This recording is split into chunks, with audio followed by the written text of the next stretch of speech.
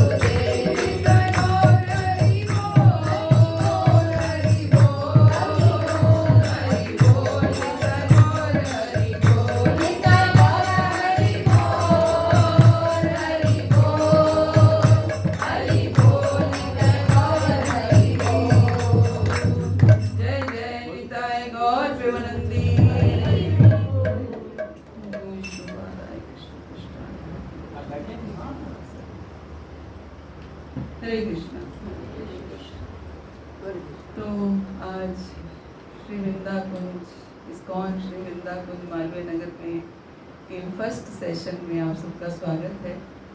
तो अच्छा लग रहा है कि आप पहले सेशन में आए हैं और ऐसे ही अगर अपनी रेगुलरिटी बनाते रहेंगे तो हम कुछ सीख पाएंगे, कुछ जान पाएंगे, अपने शास्त्रों को पढ़ पाएंगे।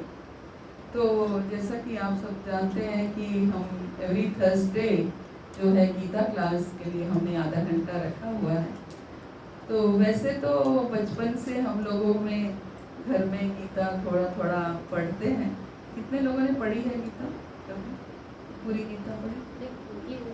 भगवत गीता, पुरानी श्री भगवत गीता देखी, जो अर्जुन और गीता का कृष्ण का था वो पढ़ा। हाँ, वही भगवत गीता ही। हाँ जी। और किसने पढ़ी? थोड़ी पूरी नहीं, थोड़ी थोड़ी सब थोड़ी थोड़ी सब समझ में आती है? नहीं, कुछ बातें नहीं समझ में आती। पढ़ने पर हर बार कुछ पढ़ने नया से नया समझ में आता है। तो बस ये हमने सेशन इसलिए रखा है कि हम अच्छे से थॉरली गीता को समझ सकें, क्योंकि गीता एक ऐसी हमारी धर्म पुस्तक जो है, अगर कोई कहे हिंदूज की धर्म पुस्तक कौन सी है तो क्या है? गीता है। आप देखिए मुस्लिम्स को बचपन से ही उनके घर में छोटे छोटे बच्चों को मौलवी घर में कुरान शरीफ पढ़ाने आते हैं। हम खुद ही गीता नहीं पढ़ते तो अपने बच्चों को तो क्या ही पढ़ाएंगे, कभी कह ही नहीं पाएंगे, क्योंकि जब खुद नहीं पढ़ रहे हैं तो बच्चों को क्या कहेंगे कि आप गीता पढ़ो? नहीं पढ़ाएंगे, है ना। तो इसी वजह से हमारा हिंदू धर्म जो है वो कमजोर है, वीक होता जा रहा है, जिसका नतीजा हम सबके सामने है ना। इतना सारा आतंक जो हुआ उसका कारण क्या है कि हमारा हिंदू धर्म कमजोर है। हमें हमारी अपने धर्म पर ही, अपने शास्त्रों पर ही पकड़ ही नहीं है ना। हम अपने शास्त्रों पर पकड़ करेंगे, हम समझेंगे, अपने शास्त्रों को खुद समझेंगे तभी तो दूसरों को समझाएंगे। जब हमें खुद ही पता नहीं होगा तो हम कैसे समझाएंगे? तो केवल हमारा उस दिन गुरु महाराज बहुत सुंदर कह रहे थे कि ये एजुकेशनल इंस्टीट्यूट है, हमें एजुकेशन लेनी है। यहाँ से गीता भागवत को पढ़ना है, समझना है और फिर उसको अपने जीवन में उतारना है। हम आज सारा जगत दुखी है ना। दुखाल भगवान ने भगवत गीता में ही बोला है, मामो पेत्या पुनर्जन्मा दुखाल्यम शाश्वतम। ये भौतिक जगत जो है वो दुखों का घर है। क्यों दुख है यहाँ पर? क्योंकि हम भगवान के कहे अनुसार चलते नहीं हैं, भगवत गीता के अनुसार, शास्त्रों के अनुसार अपने जीवन को चलाते नहीं हैं, अपने मनमाने ढंग से जीवन को चलाते हैं, इसलिए दुखी रहते हैं। जैसे भगवत गीता को क्या बोला गया है? भगवत गीता एक मैनुअल है। भगवत गीता क्या है? एक मैनुअल है। मैनुअल क्या होता है? इधर मैनुअल क्या होता है? हाथ से लिखी हुई नहीं, मैनुअल मीन्स कोई भी मशीनरी जैसे होती है तो उसके साथ, एक इवन टेलीफोन भी लाते हैं हम, मोबाइल फोन भी लाते हैं तो उसके साथ एक बुकलेट मिलती है ना, एक बुकलेट मिलती है, उसको मैनुअल कहते हैं। उसमें लिखा होता है कि इस मशीनरी को कैसे कैसे चलाना है, यूज कैसे करना है। आप वॉशिंग मशीन लाए, घर में रेफ्रिजरेटर लाए या इवन मोबाइल सेट लाए तो हमने ये उसमें लिखा होता है कि कैसे इस मशीनरी को यूज करना है। तो अगर तो हम उस मैनुअल को पढ़ के और उस मैनुअल के अकॉर्डिंग अब उस मशीनरी को यूज करते हैं तो मशीनरी ठीक से चलती रहती है, नहीं तो वो गड़बड़ कर देती है, क्योंकि हमने कहाँ की तार कहाँ फिट कर देते हैं, कहाँ का स्विच कहाँ लगा देते हैं, तो इसलिए वो मशीनरी ठीक से चलती नहीं है। ऐसे ही भगवत गीता जो है वो मनुष्य रूपी शरीर की मशीनरी का मैनुअल है ना। मनुष्य रूपी शरीर जो है उसका मशीनरी है, जो शरीर रूपी मशीनरी है उसका मैनुअल है। इसमें लिखा हुआ है कि इस मनुष्य शरीर जो हमें मिला है, कहते हैं करोड़ों करोड़ों जन्मों के बाद मनुष्य शरीर मिलता है, 84 लाख योनियों के बाद ये मनुष्य शरीर प्राप्त होता है। और हम इस शरीर को, इस मनुष्य योनि को जो मिली है, इसको भी ऐसे ही गवा देते हैं, पता ही नहीं चलता। दिन दिन पहले बचपन है, फिर जवानी है, फिर बुढ़ापा है, फिर अब हाथ पैर नहीं चलते हैं, अब पैर नहीं चलते हैं, अब चला नहीं चलता है, आंखों से दिखता नहीं है, कानों से सुनता नहीं है। बचपन से हम ये सोचते हैं, ये कहा जाता है भक्ति करना बुढ़ापे की चीज है ना, बुढ़ापे का काम है। लेकिन बुढ़ापे में कैसे भक्ति करेंगे जब इंद्रियां चलेंगी नहीं, इंद्रियां शिथिल हो जाएंगी, आंखों से दिखेगा नहीं, कानों से सुनेगा नहीं, पैरों से चला नहीं जाएगा, तो कैसे भक्ति करेंगे। भक्ति प्रहलाद महाराज कहते हैं 5 साल की उम्र में भक्ति शुरू हो जानी चाहिए, 5 वर्ष की उम्र में, है ना। तो इसलिए भक्ति जो है वो हमारी बचपन से शुरू हो जानी चाहिए। लेकिन बचपन से तब शुरू होगी जब उस बच्चे का जन्म किसी भक्त परिवार में होगा और उनके माता पिता उन्हें समझाएंगे कि हाँ भक्ति शुरू, ये उम्र है भक्ति शुरू करने। तो भगवत गीता एक ऐसा मैनुअल है जिसमें लिखा है कि इस मनुष्य शरीर को कैसे चलाना है, कैसे चलाना है, किस तरीके से इसको चलाना है ताकि इसको वापस किसी गर्भ में ना आना पड़े। वापस आना क्या अच्छी बात है या बुरी बात है? क्यों? कांटों भरा जीवन है। कांटों भरा जीवन है, आप बताइए। कांटों भरा जीवन है। और लोग कौन इस भौतिक जगत में वापस आना चाहता है? जो लोग प्रचार के लिए दोबारा से आना चाहते हैं वो तो सुखदायी है। वो तो भगवान की सेवा के लिए आ रहे हैं, वो तो सेवा है, वो तो भगवान भेजते हैं। प्रभुपाद आए तो सेवा करने के लिए आए, तो जो सेवा करने के लिए वो तो भगवान का काम करने के लिए आए, तो उनके लिए तो फिर दुख है ही नहीं ना, उनके लिए तो सुख ही सुख है, उनके लिए तो आनंद है। वो चाहे यहाँ रहे, चाहे नरक में रहे, चाहे स्वर्ग में रहे, कहीं भी रहे, भगवान की सेवा करते रहते हैं।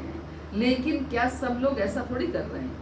बाकी सब लोग तो क्या है, एक ग्रस्त जीवन में ऐसे उसमें चक्रव्यूह में फंस जाते हैं कि केवल माया के घेरे में ही फंसे रहते हैं और उनमें से कैसे निकलना है उस निकलने का प्रयास भी नहीं करते। और अगर भाग्य से मनुष्य, पहला भाग्य कहते हैं, पहला भाग्य क्या है? मनुष्य शरीर मिलना। दूसरा भाग्य है कि आपको गुरुपद आश्रय प्राप्त होना, ऐसे भक्तों का, ऐसे संतों का संग प्राप्त हो जाना जो हमें ये समझाएं कि कैसे इस मनुष्य शरीर का लाभ उठाना है।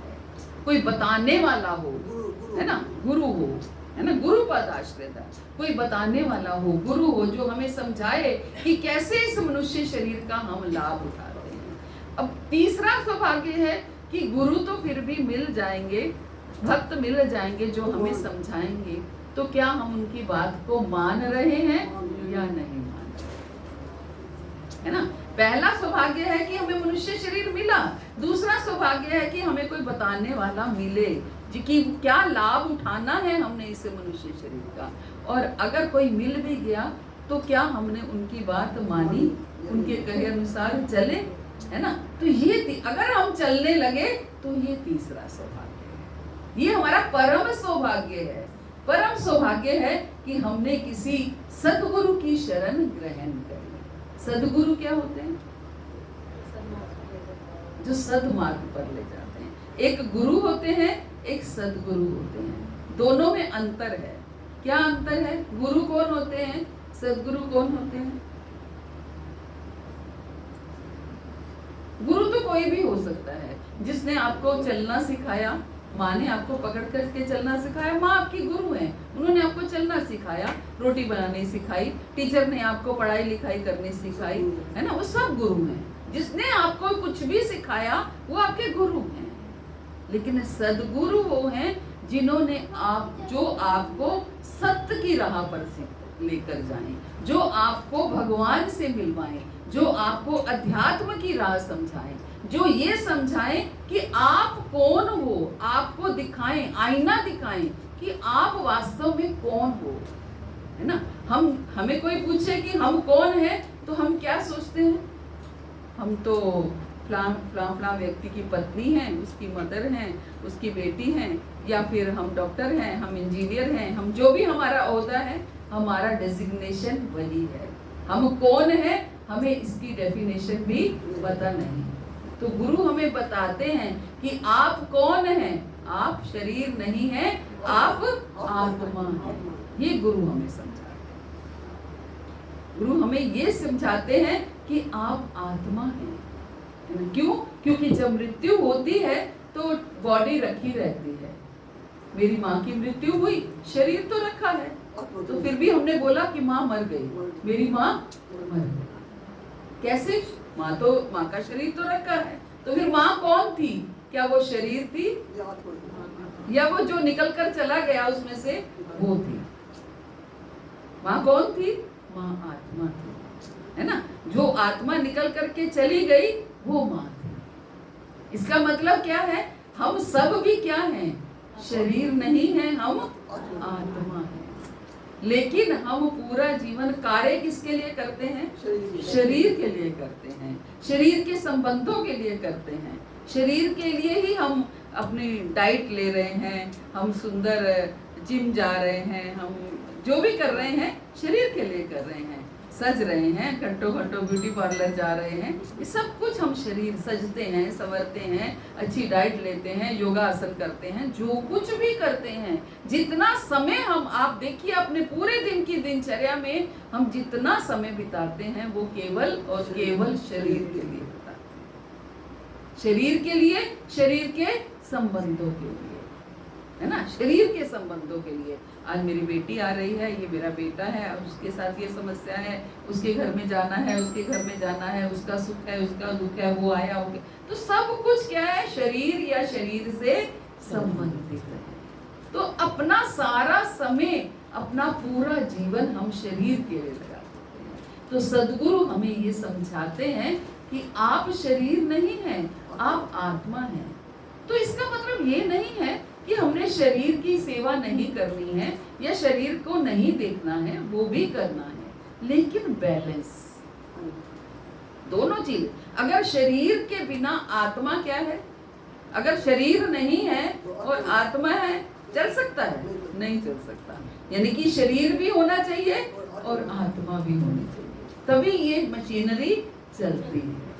शरीर के बिना आत्मा प्रेत आत्मा कहलाती है ना? और आत्मा के बिना शरीर मृत शरीर, डेड बॉडी कहलाता है। यानी कि दोनों चीजें होनी आवश्यक है, तभी ये मशीनरी चलेगी। जैसे गाड़ी है, तो गाड़ी में अगर पेट्रोल नहीं है, ड्राइवर नहीं है, तो क्या गाड़ी चलेगी? तो ये ऐसे है, शरीर क्या है? गाड़ी है, कार है ये, और इसके अंदर जो आत्मा है वो क्या है? वो ड्राइवर है। बिना ड्राइवर के गाड़ी क्या है? टीन का डिब्बा है, कड़ी है, कोई चलाने वाला ही नहीं है, तो कैसे चलेगी, है ना? तो ऐसे ही इस मनुष्य रूपी मशीनरी को चलाने के लिए हमें ये दोनों चीजों का ध्यान रखना आवश्यक है, शरीर का भी, आत्मा का भी। शरीर को तो हम चलाते हैं, जैसे भी खान पान, अच्छा खान पान, अच्छा योगासन, लेकिन आत्मा को कैसे चलाया जाएगा?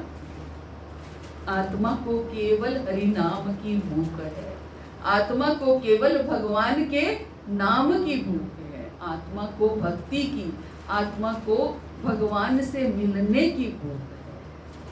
शरीर को तो आप देखिए, थोड़े समय 4 घंटे 5 घंटे आप कुछ नहीं खाएंगे, 6 घंटे कुछ नहीं खाएंगे, तो पेट बोलने लगेगा कि कुछ जाना चाहिए, अब इसमें भूख लगी है ना, कुछ डालना चाहिए। तो ऐसे ही आत्मा को भी कुछ जाना चाहिए।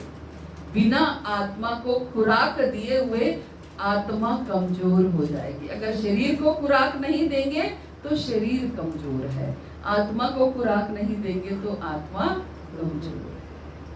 तो कमजोर, अगर आत्मा कमजोर होगी तो भी काम चलने वाला नहीं है। आज आधी दुनिया डिप्रेशन की शिकार है, हम सब जानते हैं। अपने चारों तरफ अगर आप नजर दौड़ा के देखें तो आपको अपने ही आसपास 8-10 लोग अवश्य मिल जाएंगे कि उसको डिप्रेशन है, वो डिप्रेशन में है। काहे का डिप्रेशन है? किस चीज का डिप्रेशन है?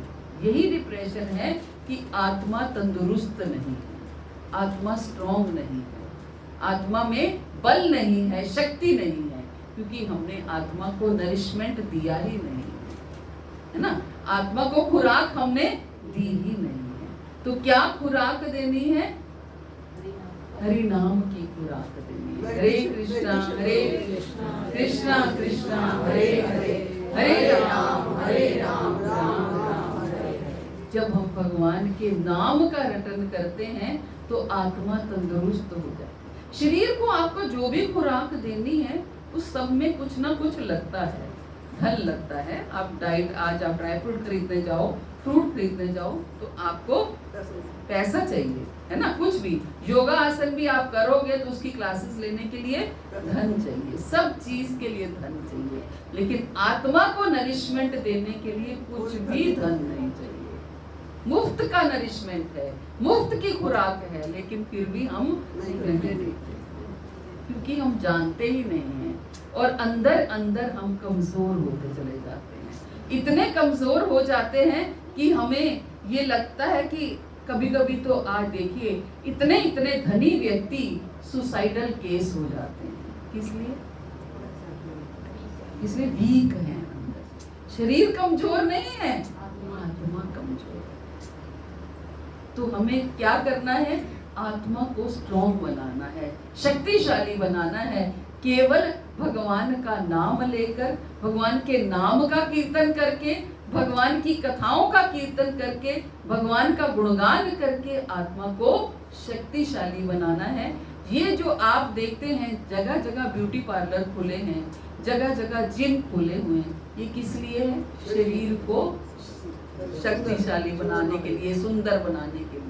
तो उतने ही जगह जगह आत्मा को शक्तिशाली बनाने के भी केंद्र खुलने चाहिए, तभी आत्मा को शक्ति मिलेगी, तभी हमें समझ में आएगी कि हाँ। आप देखिए आज से जो पुराने लोग हैं, आज से 30-40 साल पहले क्या इतने ब्यूटी पार्लर होते थे क्या? होते थे क्या? नहीं होते थे। हमें पता ही नहीं था कि ब्यूटी पार्लर में जाके ऐसे सजना भी होता है ना। ऐसे हम अपने आप को चेंज कर सकते हैं। या जिम होते थे क्या? नहीं होते थे, है ना। लेकिन आज अगर होने लगे, जगह जगह होने लगे तो लोग जाने भी लगे। तो केंद्र खोलने का अर्थ यही है कि हमें आत्मा को भी शक्ति देने के लिए जगह जगह केंद्र होंगे, तभी तो हमें समझ में आएगी, है ना। तो भगवत गीता एक मैनुअल। कितने लोग जानते हैं कि भगवत गीता में कितने अध्याय हैं? 18 अध्याय। और कितने श्लोक हैं? 700, पूरे 700 श्लोक। भगवत गीता में 700 श्लोक हैं, बहुत सुंदर। तो मैं चाहती हूँ कि आप सबको पता हो। कितने लोगों को पता है हमारे शास्त्र कौन कौन से हैं?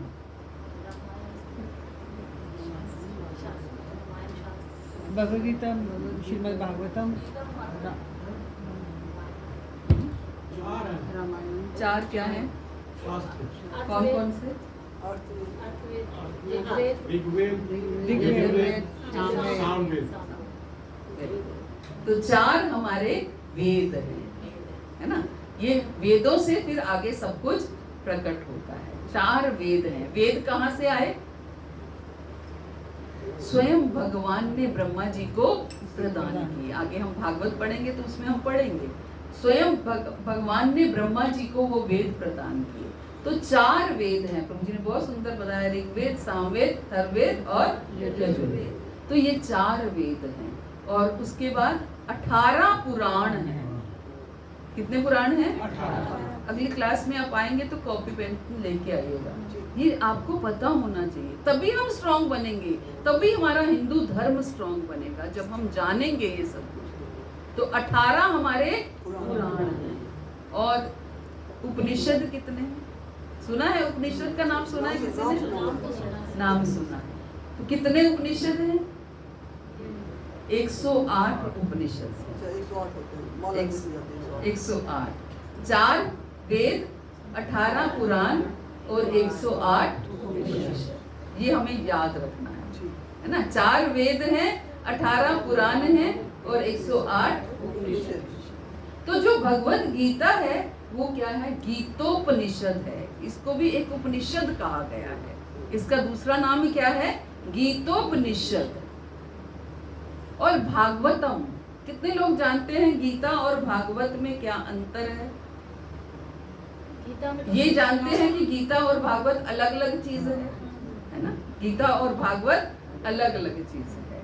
तो गीता और भागवत में क्या अंतर है, ये कौन बता सकता है? गीता में तो कृष्ण और अर्जुन का संवाद है, और भागवत में हमारे जीवन को लेकर कृष्ण आगे चलाना बताते हैं, जिंदगी से रिलेटेड है। और कोई भागवतम में ये भगवान के बारे में बताया गया, उनकी लीलाओं के बारे में उनकी बताया गया। लीलाओं की बात। गीता भगवान की वाणी है ना, गीता भगवान की वाणी है कि जैसे कि बता रही हैं कि कृष्ण ने अर्जुन को महाभारत के युद्ध में वो वाणी सुनाई, है ना। हम लोग कहते हैं हम बहुत बिजी हैं, हमारे पास समय ही कहाँ है माता जी, जिससे मैं बोलती हूँ तो सब लोग कहते हैं माता जी समय ही कहाँ है इन चीजों के लिए। सोचिए अर्जुन जो थे क्या सन्यासी थे क्या? नहीं, ग्रस्त थे और महायुद्ध के मैदान में थे। कितनी अर्जेंट पोजीशन थी उस समय पे खड़े होकर भगवान ने उनको गीता का संदेश सुनाया। तो इसका मतलब कितना अर्जेंट है ये। इसका मतलब ये है कि आपको सब काम छोड़ करके पहले गीता का संदेश सुनना है। भगवान अर्जुन को यही कहते हैं, युद्ध बाद में, पहले ये संदेश सुनो तभी तुम्हें समझ में आएगा। तो गीता जो है भगवान की वाणी है।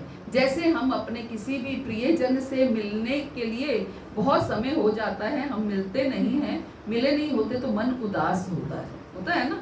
अपनी मम्मी से मिले, अपनी सिस्टर से मिले, या कोई भी खासतौर से स्त्रियां मायके वालों से मिलने के लिए उदास हो ही जाती हैं, है ना। तो ऐसे ही जब उदास होती है तो अगर फोन पे भी बात कर लेती हैं तो क्या होता है, मिलने बराबर हो जाता है। वाणी कानों में पड़ती है, जब वहाँ की आवाज कानों में पड़ती है तो मिलने बराबर हो जाता है। ऐसे ही जिन लोगों को भी भगवान से मिलने की चाह है, जिन लोगों को भी भगवान से मिलने की प्यास है, अगर भगवान की वाणी को पढ़ते हैं, सुनते हैं तो उनकी प्यास धीरे धीरे कम होने लगती है, क्योंकि ये भगवान की वाणी है, भगवान के मुख से निकले हुए शब्द हैं। जैसे हम कोई भी भगवान को भोग ऑफर करते हैं और उसको क्या करते हैं, प्रसाद रूप में खुद ग्रहण करते हैं। क्यों? क्योंकि भगवान के मुख से लगा हुआ है वो, है ना। वो खाना भगवान के मुख से लगा हुआ है, इसलिए हमने उसको प्रसाद रूप में ग्रहण किया। ऐसे ही ये शब्द गीता के जो श्लोक हैं वो भगवान के मुख से लगे हुए हैं, निकले हुए हैं, तो वो प्रसादी शब्द हैं।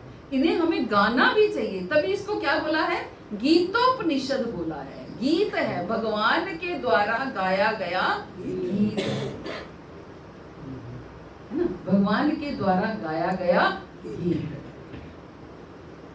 तो इसलिए गीता को सुनना है, समझना है, क्योंकि ये भगवान की वाणी है। जब हम इस वाणी को सुनते हैं तो हमारा मिलने बराबर हो जाता है, एक समान हो जाता है। और भागवत क्या है, श्रीमद, जैसे गीता उपनिषद है, गीतोपनिषद है, भागवत क्या है, श्रीमद भागवत पुराण बोला जाता है, महापुराण बोला जाता है भागवत, श्रीमद भागवत महापुराण। तो वो क्या है, वो भगवान की लीलाएं हैं। भगवान ने क्या क्या लीलाएं की इस भौतिक जगत में आकर के, वो भागवत में। भगवान क्या कहते हैं वो गीता बताती है, भगवान क्या करते हैं वो भागवत, ये अंतर है। तो इसलिए हमने एक दिन गीता की क्लास रखी है और एक दिन भागवत की क्लास रखी है, ताकि हम दोनों साइड बाय साइड करते चले जाएं। भागवत की क्लास सैटरडे सुबह जब मंगला आरती होगी, उसके बाद सुबह 6:30 बजे मंगला आरती, उसके बाद 7:30 बजे से क्लास। सैटरडे तो शाम को नहीं, 6:30 बजे सुबह सुबह 6:30 बजे 6:30 बजे मंगला आरती, 7:30 बजे सही है। तो इस सैटरडे नहीं होगा, क्योंकि इस सैटरडे हम लोग हैं नहीं, लेकिन आगे से नेक्स्ट सैटरडे से यही प्रोसीजर चलेगा। तो ये गीता और भागवत के संदेश हैं, तो हमें इनको कैसे समझना है, क्या गीता का, और गीता में हमने कितने श्लोक समझे, कितने बताए श्लोक, 700 श्लोक हैं। 700 श्लोक में से कितने श्लोक भगवान के मुख से निकले, 574 श्लोक स्वयं कृष्ण ने बोले। कितने श्लोक, 574 श्लोक स्वयं कृष्ण ने बोले, और 84 श्लोक जो हैं वो अर्जुन ने बोले, क्योंकि संवाद है ना, कन्वर्सेशन है, अर्जुन प्रश्न पूछ रहे हैं, भगवान उत्तर दे रहे हैं, तो 84 श्लोक जो हैं वो अर्जुन ने बोले हैं, और 42 श्लोक किसने बोले? संजय ने। संजय कौन था? युद्ध का पूरा वृत्तांत सुना रहा था। संजय जो है वेद व्यास जी के शिष्य थे, है ना, वेद व्यास जी के शिष्य थे, और वेद व्यास जी ने धृतराष्ट्र, जैसा कि आप सब जानते हैं, अंधा था, तो अंधा होने के नाते लेकिन वो युद्ध देखना चाहता था, तो इसलिए वेद व्यास जी ने उनको संजय को दिव्य दृष्टि प्रदान की कि वो घर बैठे ही युद्ध के मैदान का सारा विवरण जो है वो धृतराष्ट्र को सुना सके। तो बीच बीच में 42 श्लोक जो है वो संजय ने बोले, और एक श्लोक जो है वो धृतराष्ट्र ने बोला। कौन सा? पहला श्लोक, है ना, पहला श्लोक जो है वो धृतराष्ट्र ने बोला। तो इस तरीके से ये डिवाइड किए गए, और भगवत गीता में 3 योग बताए गए। कौन कौन से? कर्म योग, भक्ति योग और ज्ञान योग। पहले 6 अध्याय कर्म योग पर आधारित है। योग का अर्थ क्या होता है? जुड़ना, भगवान से जुड़ना, है ना, योग मीन्स भगवान से जुड़ना।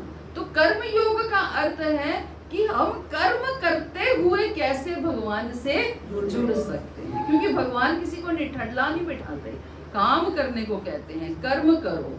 तो कैसे कर्म करते हुए हम भगवान से योग कर सकते हैं, ये पहले 6 अध्यायों में बताया गया। और अगले 6 अध्याय यानी कि 7वें अध्याय से लेकर के 12वें अध्याय तक भक्ति योग है, अर्थात भक्ति करते हुए आप कैसे भगवान से योग कर सकते हैं, ये अगले 6 अध्यायों में बताया। फिर 13वें अध्याय से 18वें अध्याय तक ज्ञान योग है, कि ज्ञान के द्वारा आप कैसे भगवान से योग कर सकते हैं। ये गीता के 3 हिस्सों में गीता को बांटा गया है, और गीता में के विषय किन किन विषयों पर चर्चा की गई है, किन किन विषयों पर गीता पर चर्चा की गई है? 5 विषयों पर गीता की। हम कहते हैं ना, कोई भी हम सब्जेक्ट पढ़ते हैं, टीचर पहले ही अनाउंस कर देती है आज हम इस टॉपिक पर चर्चा करेंगे। मान लीजिए मैथ्स की क्लास है, तो हम ये पहले से अनाउंस कर देते हैं, आज हम एडिशन सीखेंगे, आज हम सब्ट्रैक्शन सीखेंगे, आज हम ये सीखेंगे, टीचर पहले से डिक्लेयर कर देते हैं। तो क्या है गीता, क्या हमें 5 विषयों पर चर्चा होती है गीता में। कौन कौन से? जीव, कि जीव को कैसे रहना है, जीव कौन है, जीव को अपने जीवन में कैसे रहना है, जीव, ईश्वर, प्रकृति, काल और कर्म, ये 5 विषय हैं गीता के। इसको याद रहेगा? जीव, ईश्वर, एक जीव हम, ईश्वर भगवान, ठीक है, ये दोनों तो याद रहेंगे। उसके बाद प्रकृति, हम कहते हैं प्रकृति है, प्रकृति, काल और कर्म, ये 5 विषयों पर गीता में चर्चा होगी। अगली क्लास में आपको क्या लेके आना है? कॉपी पेन लेके आना है। दिस इज एजुकेशनल इंस्टीट्यूट, है ना, हमें पढ़ाई करनी है। भौतिक पढ़ाई तो हमने बहुत कर ली है, अब हमें आध्यात्मिक पढ़ाई करनी है, ताकि हम आध्यात्मिक तौर पे बलवान बन सके, शक्तिशाली बन सके, ताकि ये जो टेररिस्ट आकर के हम पर अटैक ना कर पाए, है ना, पूछ करके ना हमें, क्योंकि आप हिंदू हैं, है ना, तो हमें अपने हिंदू धर्म को इतना स्ट्रॉन्ग बनाना है। हमें कुछ किसी के साथ गलत नहीं करना है ना, हमें गलत नहीं करना है, लेकिन हम अपने आप को शक्तिशाली तो बना ही सकते हैं, है ना। तो ये गीता के 5 विषय हैं। कहते हैं पहले 5 अध्याय जो हैं वो गीता का, भगवान का मुख है। ये कहा जाता है कि पहले 5 अध्याय भगवान के मुख हैं, छठे अध्याय से लेके 15वें अध्याय तक, यानी कि 10 अध्याय जो हैं भगवान के 10 हाथ हैं, और 16वां अध्याय भगवान का उदर है, और 17वां और 18वां अध्याय भगवान के चरण है, भगवान के चरण है। तो इस तरीके से भगवत गीता को डिवाइड किया गया है। तो आज का आधा घंटा तो हमने केवल भगवत गीता की इंट्रोडक्शन में ही बिता दिया। तो अगली क्लास से हम थोड़ा सा गीता पर चर्चा करेंगे। पहले अध्याय में सिंपल है, वो हम बस थोड़ा सा पहला अध्याय अगली क्लास में करेंगे। फिर हम दूसरे अध्याय से हम मुख्य श्लोकास पहले करेंगे, जिससे हमें पहले भगवत गीता का कंसेप्ट समझ में आ जाए। क्योंकि ईच एंड एवरी श्लोक करेंगे तो आप थोड़े से कंफ्यूज भी हो सकते हैं। शुरुआत हम यहाँ से करेंगे कि मुख्य मेन श्लोकास करेंगे।